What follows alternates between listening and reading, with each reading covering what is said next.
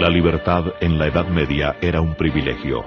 Los nobles y los comerciantes, además de ser los únicos seres libres, eran los dueños de sus sirvientes y de los campesinos que trabajaban en sus tierras.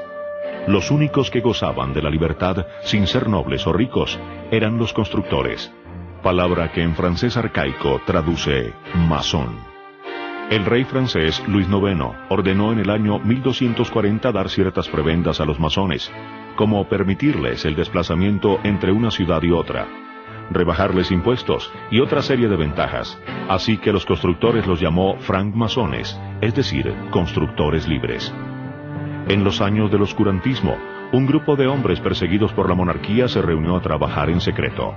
Estos hombres, sabios y poderosos, se convirtieron en una amenaza para los reyes y papas.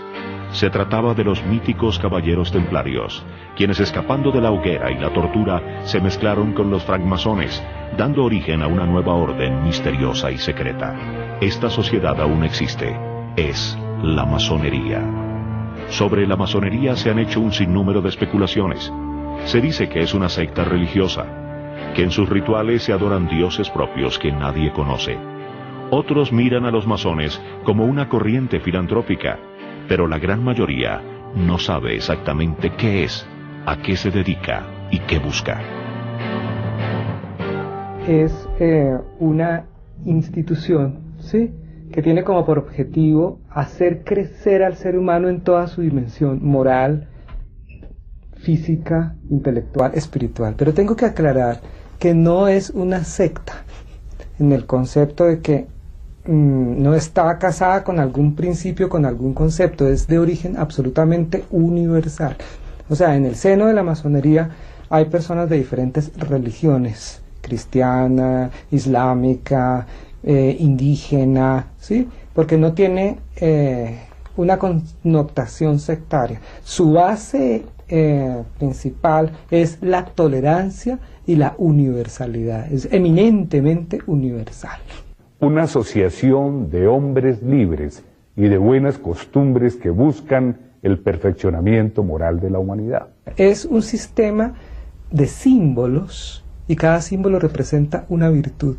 Y la virtud evidentemente es aquella parte que nos hace crecer como seres humanos. La razón de ser original de la masonería ha desaparecido. Y eso es lo que explica un poco su evolución y su cambio de perfil. Pero sigue siendo una forma de sociabilidad. Una forma de sociabilidad que ha jugado un papel fundamental en el desarrollo de la humanidad en los últimos 200 años. Pero ¿por qué después de tantos siglos continúan aislados ante ese mundo que llaman profano? Es que durante muchos años, diríamos casi siglos, la masonería ha venido siendo perseguida por distintas entidades del mundo profano. Entonces, una de las maneras de protegerse contra la persecución y mantener nuestra libertad de conciencia y poder dar nuestras ideas, trabajar nuestras ideas, es a través del secreto. Entonces, no revelando nuestra condición de masones, manteniendo una discreción acerca de los demás que pertenecen a la institución y manteniendo una discreción alrededor de lo que se hace en logia. La masonería es secreta porque representa la dimensión interior del ser humano a nivel filosófico. O sea, hay un secreto filosófico, un secreto intelectual y un secreto físico. A nivel filosófico porque representa lo interior del ser humano, la búsqueda de la esencia del ser humano. Y secreto viene de sacro, de sagrado, de algo profundo. Es discreta porque la masonería ha sido perseguida en diferentes lugares del mundo, ¿sí?, por no tener una idea concreta de la masonería. Entonces nosotros no decimos quiénes son masones. Entonces en ese sentido es discreta, ¿sí? Pero quiero que me entienda el concepto de secreto como algo profundo, interior, en el sentido filosófico. Y porque es de grados, o sea, tiene elementos de graduación, o sea, de crecimiento, y el que está más arriba, ¿sí?, sabe lo que está más abajo, pero el que está más abajo tal vez no sabe lo que está más arriba, como un rompecabezas que se va armando. La masonería no es un ente proselitista, entonces no se está diciendo quién es masón. Eso es algo que uno lleva por dentro De la misma manera que uno puede llevar una religión y yo no estoy diciendo a los cuatro vientos a qué religión pertenezco. En el momento en que es oportuno decirlo, se dice, y en el momento en que es oportuno, se calla. El secreto masónico es un símbolo también. Tomado como símbolo, significa que uno tiene que ser muy prudente y expresar ante las demás personas lo que es propio para la circunstancia, no perjudica a nadie, contribuye más bien al desarrollo de una situación en forma positiva para todos. Nosotros no tenemos, podríamos decir, secretos o cosas que pudieran llegar a no tener una perfecta conceptualización en el diario vivir o en lo que nosotros denominamos el mundo profano. Quien maneja en forma privada, con sigilo y con reserva, sus propios actos, pues yo creo que tiene una posibilidad de acción mucho mayor frente al mundo exterior. Pero nuestros secretos no implican en modo alguno o en manera alguna, como muchas personas quizás lo hayan pensado, que tengamos cosas extrañas, raras o que pugnen con la ética y con los más elevados principios de la moral. Cuando los masones se reúnen, lo hacen en logias, allí abrigados por las paredes de un templo que cada una de estas logias posee, exponen sus pensamientos y trabajan en sus temas. La logia es una asociación de hermanos que tienen una identidad común, que se reúnen de acuerdo a un programa que previamente se ha establecido, con el objeto de llevar a cabo dentro de ella trabajos de diferente índole, unos estrictamente filosóficos, masónicos podríamos decir, que tienen que ver con lo que son el ideario fundamental de la masonería dentro de sus grados fundamentales. Otros trabajos que puede llevarse a cabo dentro de una logia son trabajos que podríamos decir de corte académico, de corte institucional, y podríamos decir en términos más globales que es una asociación, una pequeña célula, para poder trascender de alguna manera hacia la colectividad y de esa manera cumplir la misión fundamental, que como se lo dije en un principio, es buscar el perfeccionamiento moral de la humanidad dentro de un ambiente de libertad, igualdad, fraternidad y sobre todo de una absoluta tolerancia en donde puedan comulgar diferentes ideologías políticas, así como diferentes idearios de carácter religioso. Lo que es importante es entender que lo que se hace en una logia es en pro del desarrollo individual de sus miembros. Muy rara vez se tocan temas de política y si se tocan es buscando una comprensión más profunda del mundo que nos rodea, de tal manera que los miembros individualmente considerados puedan adoptar posiciones políticas más sabias y más profundas en la sociedad profana. Si eso está claro, ese secreto de la deliberación en logia no tiene ningún problema. Cuando los templarios se mezclaron con los albañiles, se apropiaron de sus herramientas y las convirtieron en sus símbolos. De esta manera la escuadra y el compás dejaron de ser unos elementos más de trabajo para convertirse en símbolos de su forma de pensar. Los elementos masónicos son símbolos o son la voz silente de la masonería que enseña a través de esos símbolos. Por ejemplo, el compás, ¿sí?, puede representar lo trascendente, lo esencial. La escuadra puede representar lo material, la razón como materia y la verdad del compás como esencia. Entonces, que esté el compás con la escuadra significa un equilibrio entre el mundo trascendente y el mundo no trascendente. La combinación de esos dos instrumentos, la escuadra y el compás, le pueden permitir perfectamente al artesano, al arquitecto, a quien está elaborando un trazo, aproximarse a la perfección con el manejo del mismo. Entre otras cosas, se ha llegado a establecer y a decir, por ejemplo, que el compás está girando y equivale a una de las virtudes fundamentales del ser humano, como lo puede ser la inteligencia, y la escuadra podríamos asimilarla de alguna manera a la rectitud, que está mirando precisamente la rectitud de cada uno de los actos del hombre.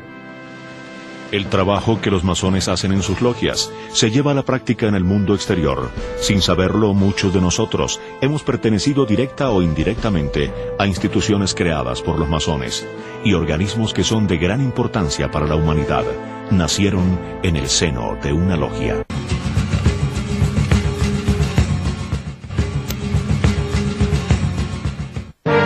En la Revolución Francesa, en la independencia de Norteamérica, en la creación de organismos como la ONU, la OTAN o la Unión Europea, se encuentran claros vestigios de presencia masónica.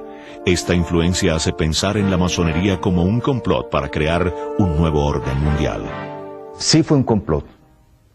Y construyo esta frase en pasado porque es evidente que se organiza en el siglo XIX a la manera de sociedad secreta para complotar por el establecimiento de las ideas republicanas.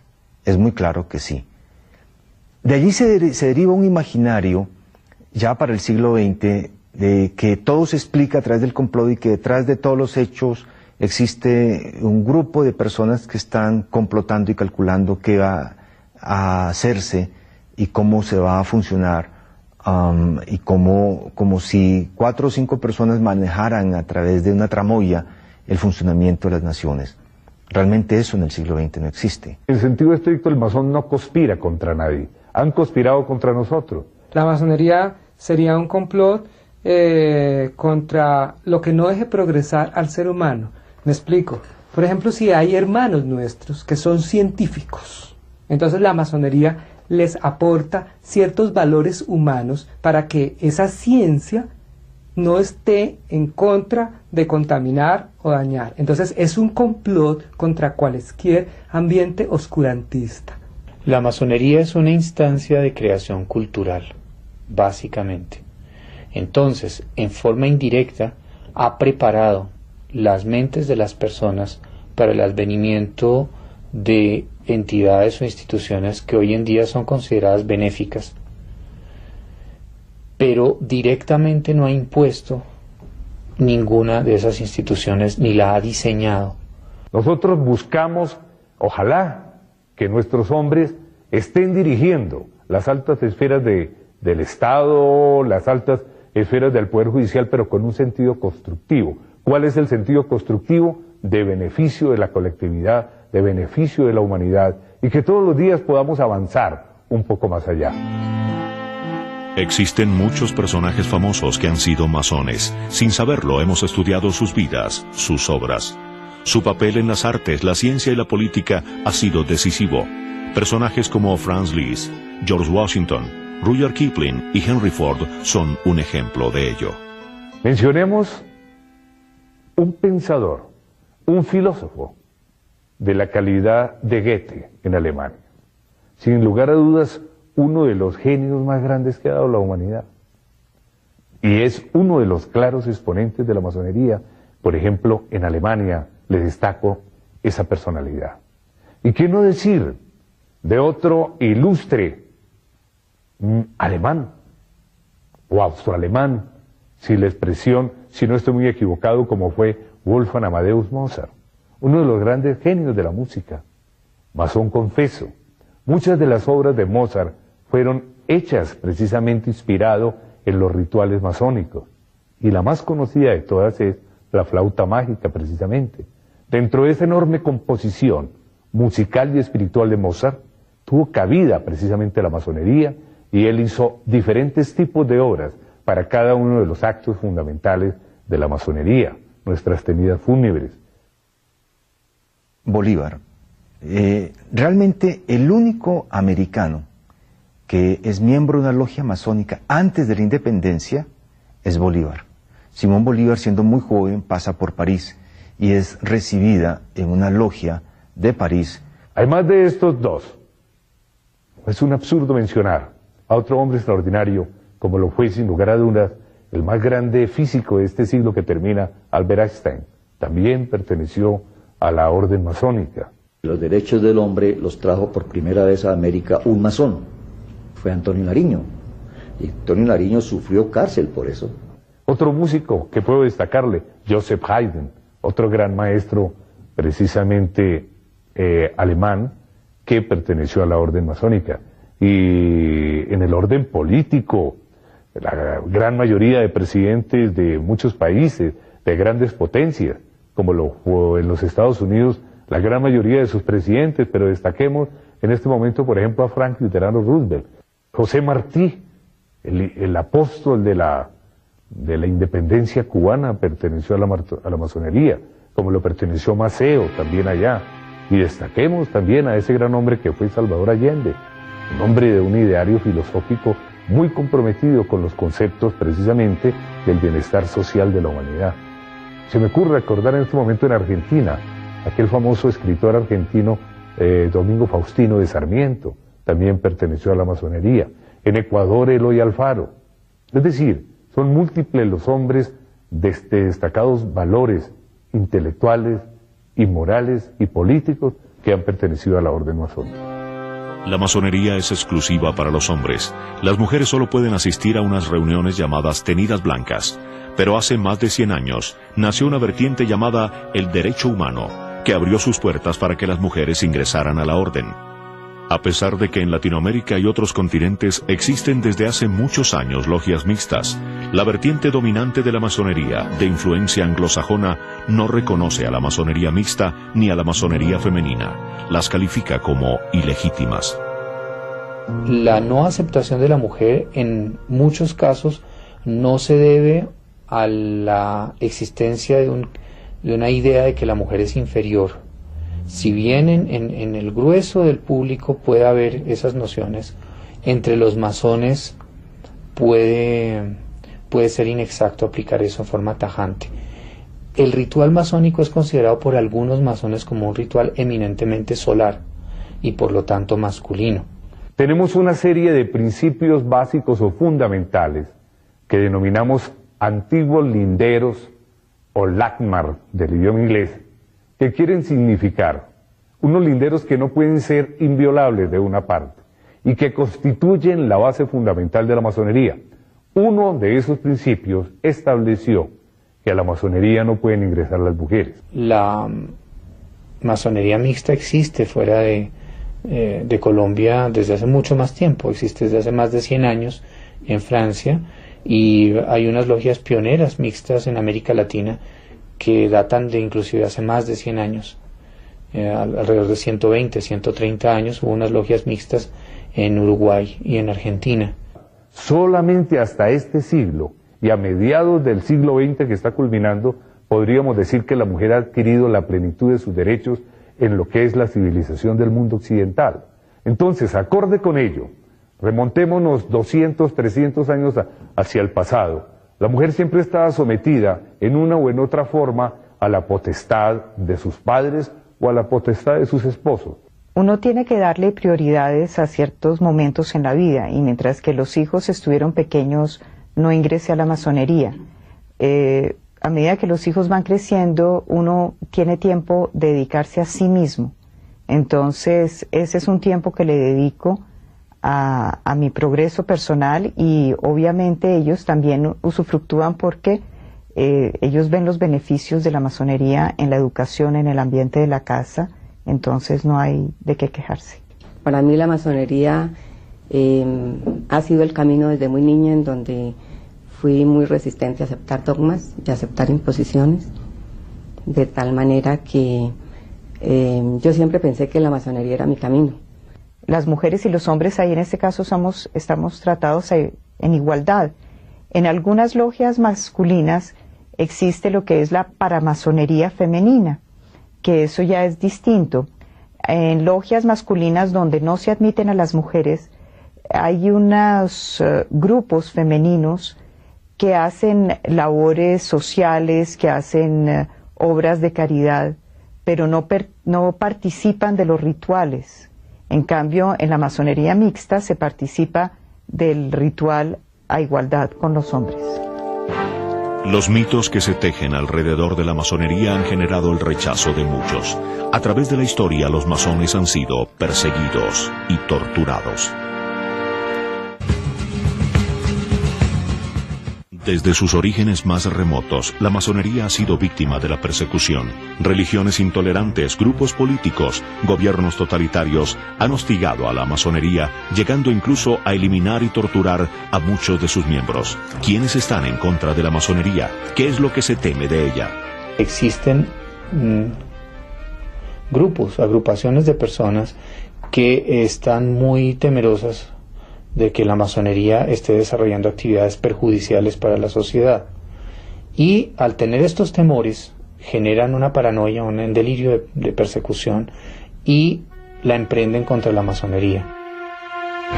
En los países llamados latinos de alta influencia católica o en algunos países de influencia comunista muy fuerte, la masonería ha sido perseguida porque se ha creado dentro de la cultura del país una serie de reticencias frente a la libertad de pensamiento preconizada por la masonería. Entonces, para que la cultura cambie, para que sea aceptada la libertad de conciencia en forma plena, se necesita una evolución muy prolongada.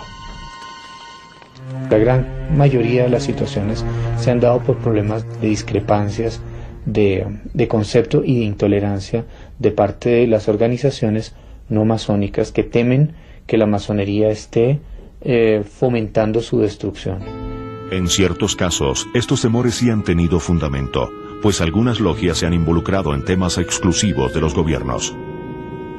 Recuerdo muy bien un dossier que publicó la revista Nouvel Observateur en Francia en el año 85. Un dossier de una investigación muy profunda mostrando cómo la masonería francesa, a través del presidente de Francia, Mitterrand, tenía una presencia muy grande en organismos internacionales. Y fundamentalmente en organismos que controlaban energía atómica y todo lo que está alrededor de ese, tanto comercio de armas sofisticado como de alta tecnología. Por ejemplo, es un pequeño ejemplo. Otro ejemplo que uno puede colocar, que puede citar, es el escándalo del Banco Ambrosiano y el caso de Gelli, este banquero que termina muy mal, y todos los escándalos que hay asociados a esto. Aparece una logia masónica llamada la Logia P2 italiana, con unos fuertes lazos con logias latinoamericanas. Y allí se encuentra también de manera accidental, por el escándalo asociado a los crímenes que están asociados a este escándalo, como al escándalo financiero mismo, encuentra uno allí una participación de la logia masónica que le hace a uno sospechar que el poder de la masonería sigue siendo muy grande, o de pronto inclusive es más grande que el siglo XIX, pero con un perfil distinto. La Iglesia Católica siempre ha visto a la masonería como un enemigo, como un ente que se opone a sus dogmas. La persecución contra los masones ha sido frecuente. Este enfrentamiento entre la Iglesia y la masonería aún no ha terminado. La Iglesia Católica se sintió atacada desde hace mucho tiempo por cualquier institución que cuestionara el predominio absoluto que tenía. Y así fue como atacó la masonería, atacó el liberalismo, la ideología liberal, atacó cualquier entidad o cualquier grupo religioso que por cualquier razón que fuera pareciera desbancarla de su posición de predominio. Pero una de las razones principales es la universalidad de la masonería. O sea, por universal en el concepto religioso, la masonería es absolutamente ecuménica. O sea, admite en su seno a todas las personas de todas las creencias. Es más, no le interesa si las tienes. Parece que a la Iglesia en otras épocas no le gustaba ese punto, y por ahí comenzaron los problemas con la Iglesia católica, apostólica y romana, más no con otros credos cristianos. La masonería no tiene dogmas. No aceptamos dogmas de ninguna naturaleza. El único dogma que nosotros tenemos es la razón, el raciocinio, la mente razonadora. Y cuando yo empiezo a pensar y empiezo a mirar filosofías de otras partes, empiezo a analizar otras cosas, los dogmas se me caen, ya no los puedo admitir. Mi razón no admite eso. La Iglesia no puede aceptar, ni ninguna religión, óigalo bien, ninguna religión acepta que se le caigan sus dogmas. religión que pierda sus dogmas, religión que se acaba, sencillamente. Entonces la Iglesia, particularmente la Iglesia Católica, no puede aceptarnos desde ese punto de vista tampoco. La cruzada de la Iglesia Católica contra la masonería es muy efectiva, fundamentalmente a través de los sermones, y la utilización del púlpito es de una eficacia impresionante en acorralarle y quitarle espacio político a la masonería. Es de mucha importancia. Es la primera persecución y coloca a la masonería en una situación defensiva.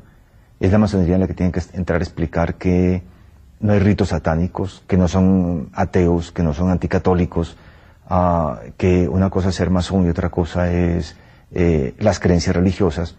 Yo creo que la forma como se le persiguió no fue la forma más cristiana y evangélica que digamos, hasta el punto de tratar de suprimirlos quitándole la vida.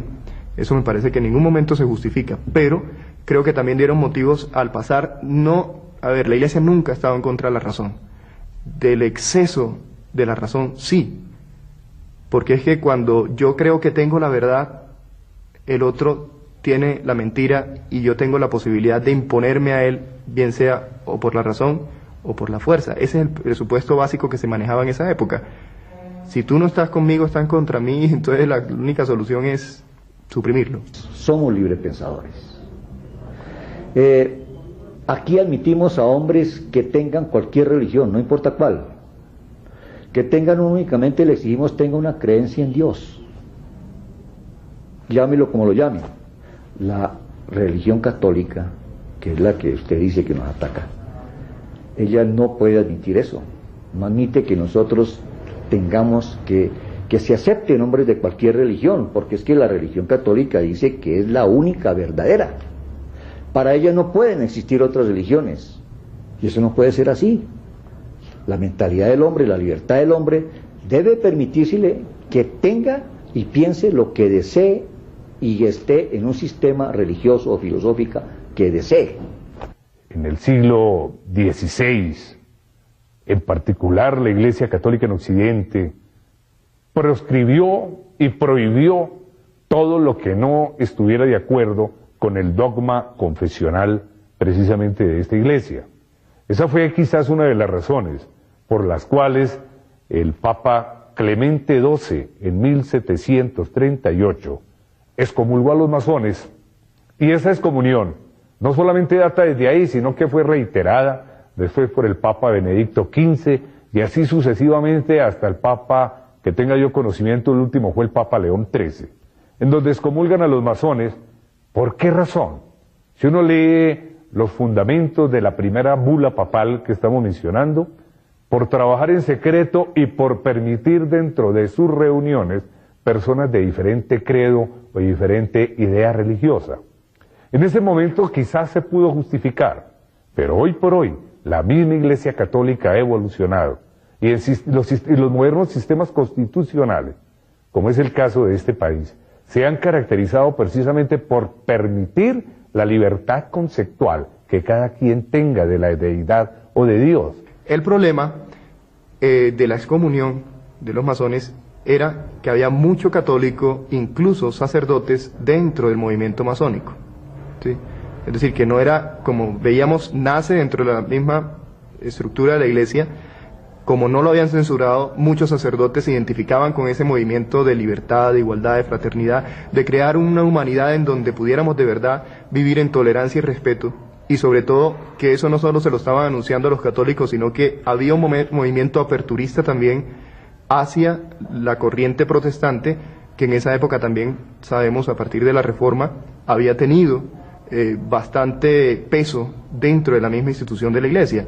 Entonces el movimiento masónico se estaba constituyendo de una u otra forma un paso hacia el ecumenismo en esa época que era impensable. Recordemos que en ese momento se está dentro de una mentalidad cerrada en donde fuera de la Iglesia no hay salvación. Los gobiernos totalitarios también declararon una guerra abierta a la masonería. Personajes como Hitler o Francisco Franco torturaron, asesinaron y condenaron al exilio a muchos miembros de la orden. La masonería está de alguna manera en sus principios en contra de lo que es cualquier manifestación de tiranía, ¿sí? De ignorancia y de fanatismo. Entonces, la tiranía se combate de alguna manera buscando elementos más humanos, ¿sí?, en el progreso político y social, aclarando que la masonería no es política. Y el fanatismo se combate estudiando, generando universidades, generando cultura, y el fanatismo se combate siendo más eclépticos, más tolerantes y más universales, que es lo que nos hace falta. Entonces, en muchas organizaciones políticas, por ser de una idea sectaria o muy rígida en esos conceptos, obviamente que nosotros no gustamos mucho en esas dimensiones. Transcribiendo a Mussolini dijo: el fascismo ha comprometido sus batallas gradualmente. Primero destruyó el bolchevismo, enseguida atacó la masonería, en fin, ha afrontado al régimen liberal. Conforme lo acaba de usted escuchar, lo vuelvo a reiterar, movimientos políticos de ultraderecha han convertido la masonería. Pero no digamos que solamente de ultraderecha, también movimientos de izquierda, porque han visto en la masonería una asociación de hombres que pueden complotar y porque se reúnen en secreto. Obvio que el masón nunca podrá estar de acuerdo con lo que es la intolerancia, ni con el fanatismo religioso ni político. En la España actual, por ejemplo, se sienten todavía algunos rezagos de ese ambiente. Durante muchos años hubo un adoctrinamiento de la infancia y la juventud contra la masonería, y eso ha hecho que en España todavía las logias tengan que ser muy prudentes en sus manifestaciones exteriores, y el masón en España debe conservar su anonimato para protegerse. La masonería está llena de símbolos desconocidos, de letras y figuras de origen milenario, de un lenguaje que solo ellos saben interpretar. Desde sus orígenes los masones han estudiado la numerología y el esoterismo. ¿Qué interés tiene esta orden en este conocimiento tan poco explorado?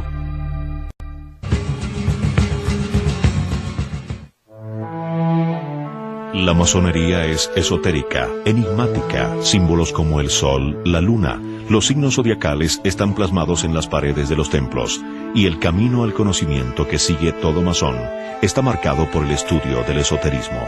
Pero entendamos que el esoterismo, como lo maneja la masonería, tiene una diferencia con el esoterismo como se ha manejado últimamente. Por esoterismo entendemos lo profundo, ¿sí?, lo esencial, ¿sí?, lo que trasciende tiempo, espacio, aquí y ahora, ¿sí? En otras palabras, es lo que busca lo trascendente en el sentido de buscarle el gran significado a la vida.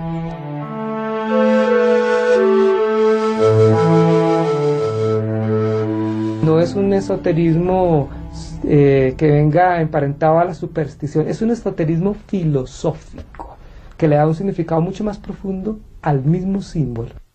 Aclaremos que el símbolo no representa lo que está representando, ¿sí?, porque ya dejaría de ser un símbolo y sería un logotipo o sería un signo. Los símbolos son evocadores de algo mucho más profundo.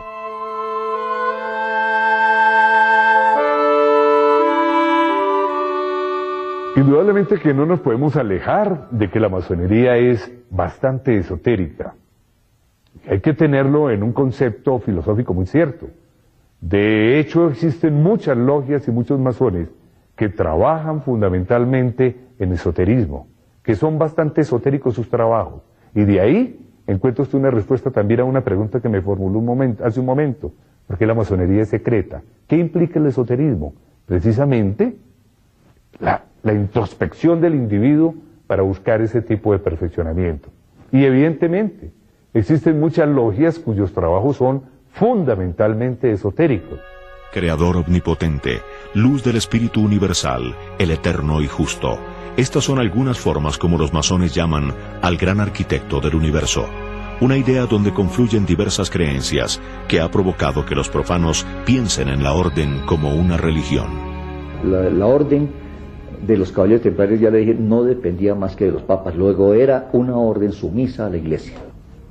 Cuando ella se abre, cuando dan la orden de destruirla, que la destruye realmente Felipe IV el Hermoso y el Papa Clemente V, los caballeros huyen. Los caballeros yo diría que abjuran de esa iglesia, pero nunca dejan de ser de tener un carácter religioso ellos, de tener una creencia en Dios.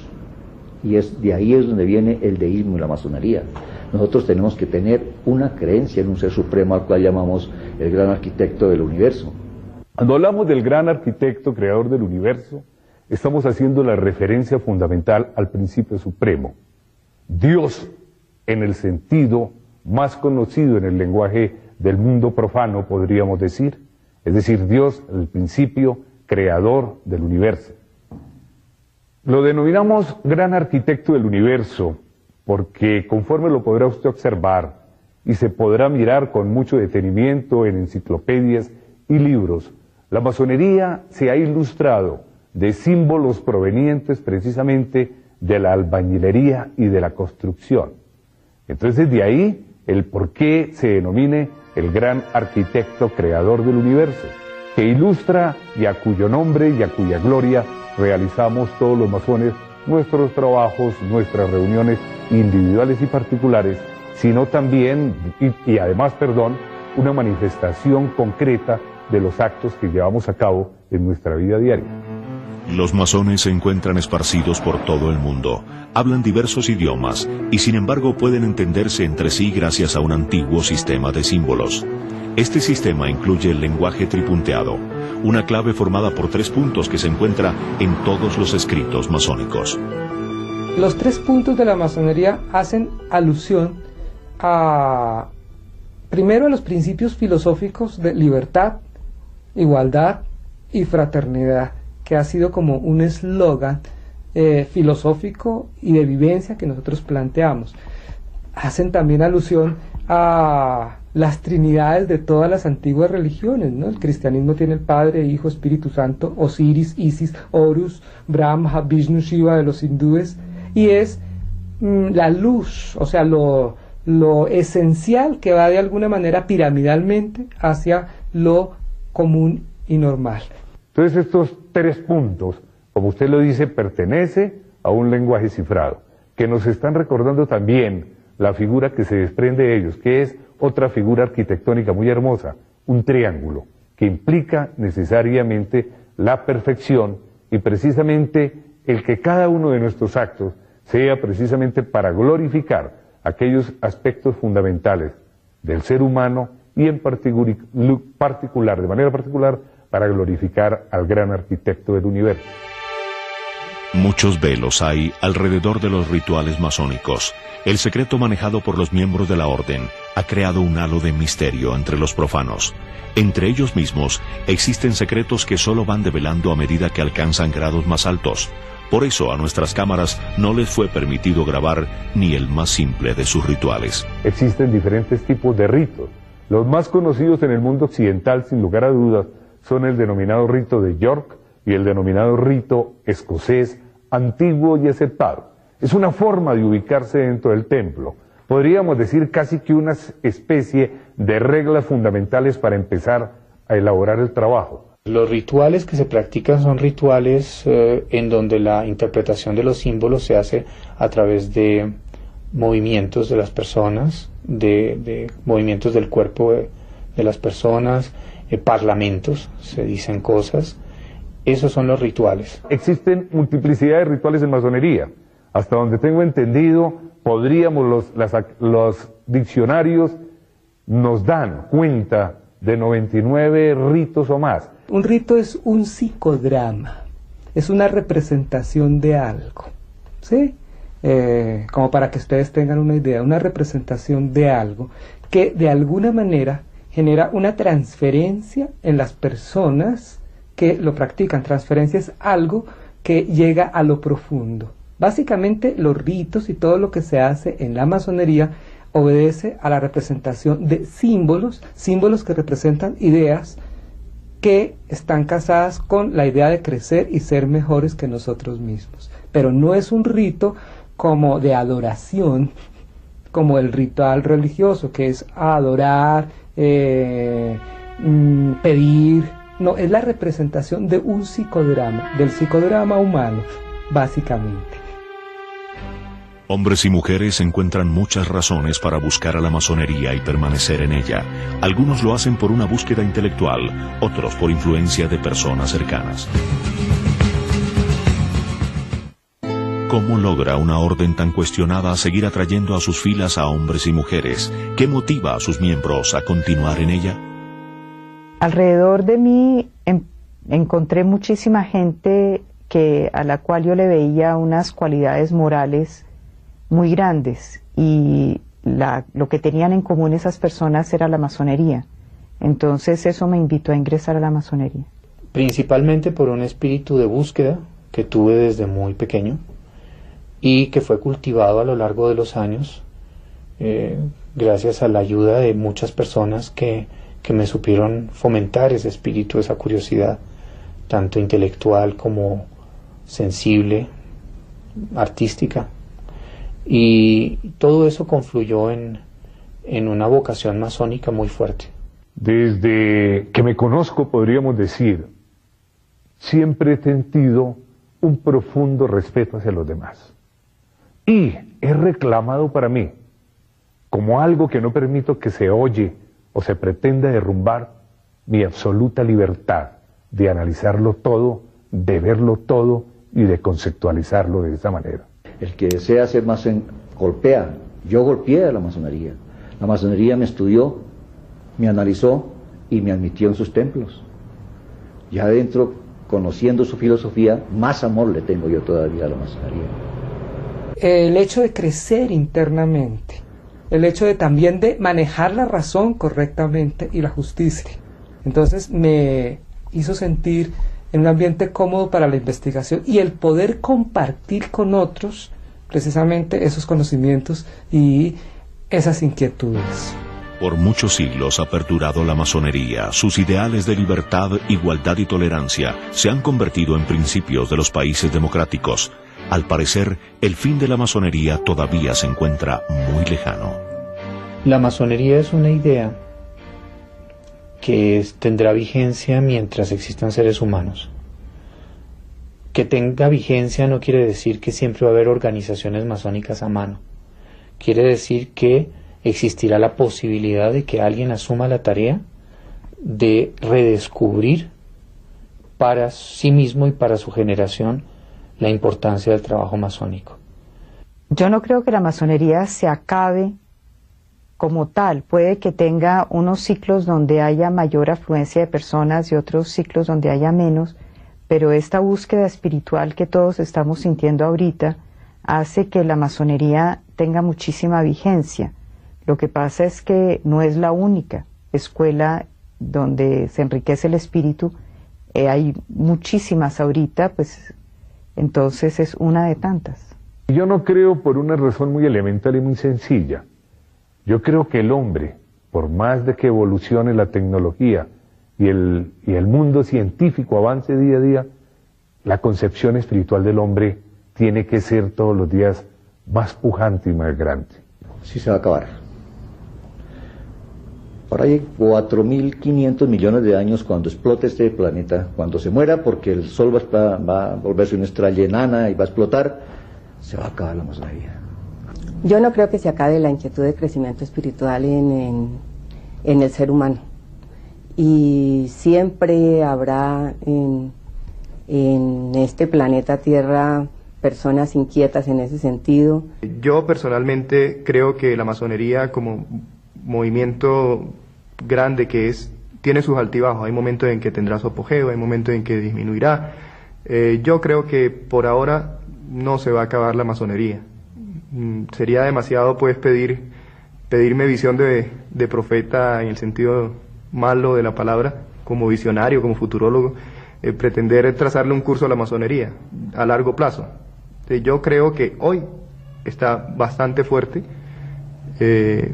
extendida por lo menos en América y en Europa. No, ignoro cómo estará en Asia y África, pero hasta donde conozco es un movimiento grande que no creo que se acabe por ahora.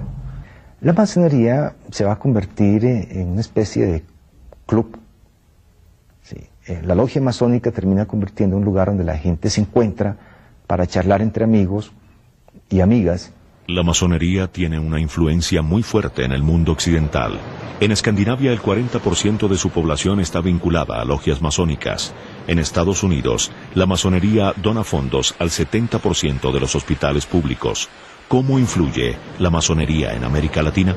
La influencia que nosotros proyectamos hacia el mundo externo, por ejemplo en Latinoamérica, es precisamente nuestra visión de que la política sea más humana.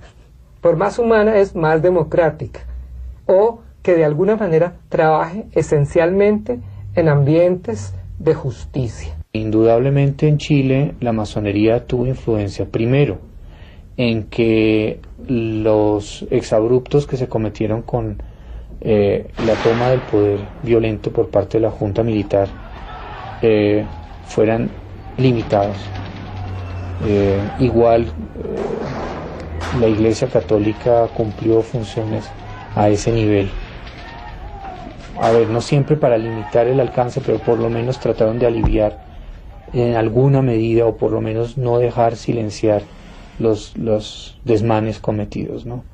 La masonería en América Latina está vigente, pero yo creo que sin lugar a dudas debo de destacar de manera muy especial la masonería de los países de vanguardia de América Latina, y me refiero con ello a la masonería en Brasil, por ejemplo. Brasil es de los países que tiene una masonería fuerte, con muchos miembros y realizando ese ideario sociopolítico. Donde hayan masones, ¿sí? Colombia, Brasil, siempre nuestros puntos de vista son por la impecabilidad, por la ética, por buscar lo mejor, ¿sí? Entonces siempre se está influyendo de alguna manera en mejores leyes, en mejores obras sociales. Aconsejamos a nuestros hermanos políticos, no puedo mencionar a ninguno, en buscarle mejores salidas. O sea, un político masón no está solo. Es el más criticado si obra mal, y es el más aconsejado y el más aplaudido si obra bien. Con algunas excepciones, los masones han dejado de ser vistos como unos hombres misteriosos. Es relativamente fácil saber sobre sus logias y sus templos, y su carácter de secreto se ha cambiado por el de discreto. Hoy sus intereses están dirigidos más al bienestar del hombre que a la búsqueda del poder económico y político. El ideal no es que todo el mundo sea masón. Lo importante para la masonería es que exista tolerancia en la sociedad. Si existe la tolerancia, existe la posibilidad de existencia de la masonería, aunque sea en un grupo pequeño, pero no es una idea que sea interesante vender a la gente. Llega a la masonería la persona que quiere trabajar masonería. Yo diría un mundo completamente masónico cuando de alguna manera desaparezcan las fronteras sociales, ¿sí? Los clasismos sociales, cuando hubiese un respeto profundo por la libertad de culto, donde cada uno creyese en lo que creyese fuese respetado, cuando hubiese una democracia o un sistema de gobierno que verdaderamente fuera humanista. Lo que veo, y lo veo muy positivamente, es que en aquellas latitudes, en aquellas naciones, en donde se veía el masón como un ser diabólico, como un ser que llevaba a cabo en sus reuniones rituales sangrientos y monstruosos, la gente ya está empezando a mirar a la masonería desde un punto de vista constructivo. Y el mejor ejemplo son nuestros hombres. Piense usted por un momento en los nombres que les comenté, en la obra de estos filósofos, de estos grandes pensadores que ha tenido la humanidad. Por el contrario, yo creo que la tendencia debe ser a que la masonería se propague. Pues nosotros no estamos propagando dogma de ninguna naturaleza, ni sentimiento religioso alguno. Estamos buscando la prosperidad del ser humano.